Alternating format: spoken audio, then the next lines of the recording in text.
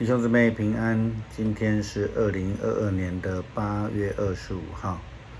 今天的经文是诗篇81篇第10节到第16节，耶利米书第11章第1节到第17节，彼得前书第3章第8节到第12节。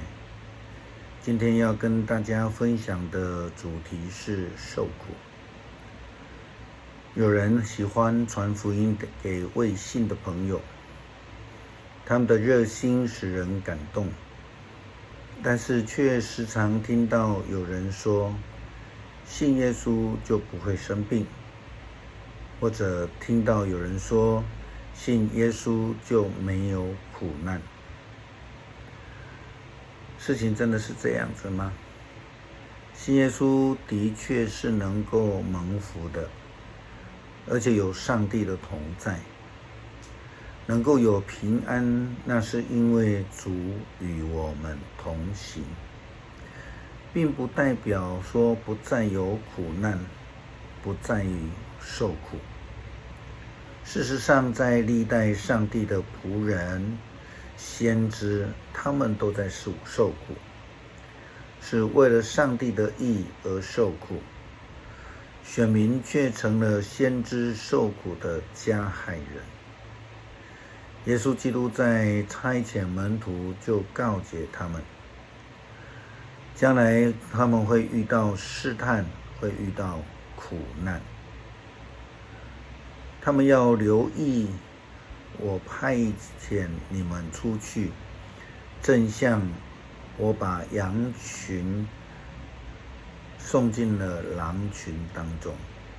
你们要像蛇一样的机灵，像鸽子一样的温驯。当心有人要逮捕你们，带你们上法庭，在他们的会堂里面鞭打你们。为了我的缘故，你们将要被带到统治者和君王面前受审，向他们和外邦人见证福音。你们被审问的时候，不要担心要说什么，或者怎样的对答，因为那个时候，上帝会指示你们该说的话，因为你们所说的不是自己的话，而是你们天父的灵借着你们说的。马太福音第10章16节到20节。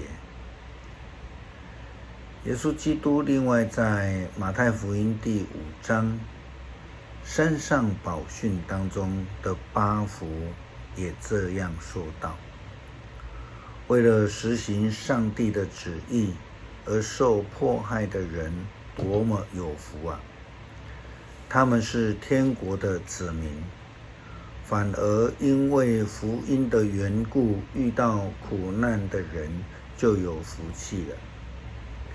和合本说为义受逼迫，现代中文译本翻译为为了实行上帝的旨意，更贴近了原来的意思。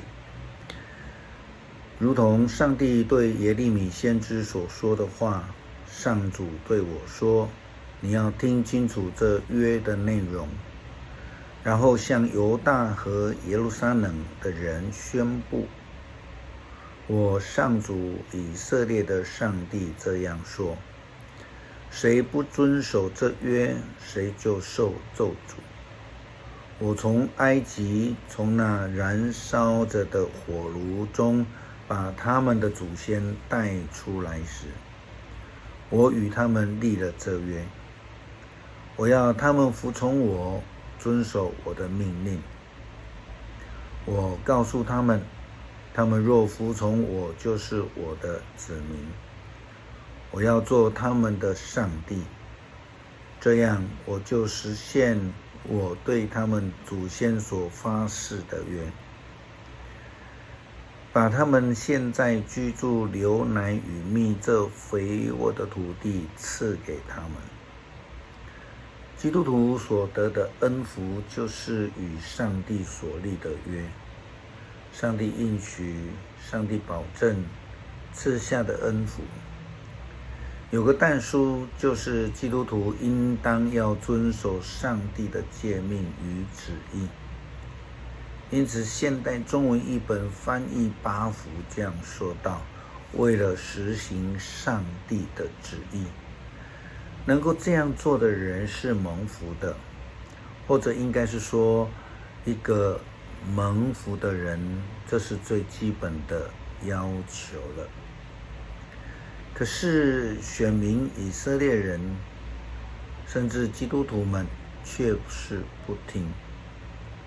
圣经说，自从我把他们的祖先带出埃及那一天，我一再劝告他们服从我，他们总是不听，也不理会，反而受自己那顽固邪恶的心思所控制。我要他们遵守这约，但是他们拒绝了，所以我照这约的规定惩罚他们。基督徒受苦应该可以简单的分为两种。第一，就是我们刚刚说到的，是为了实践上帝的旨意而受逼迫受苦。另外一种就是如同约拿违背上帝的命令，浪子的故事中小儿子一样，因为与上帝的旨意他们背道而驰，因此就必须要面对自己所带来的苦难。那到底哪一个苦难是蒙福的呢？哪一个苦难是最后审判可能要面对的苦难呢？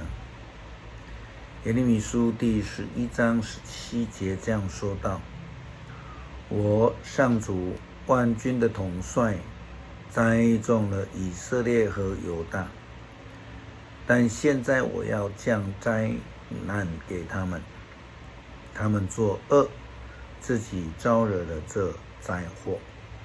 他们向巴力献生祭，激怒了我。彼得前书3章提到了基督徒应当要面对的苦难。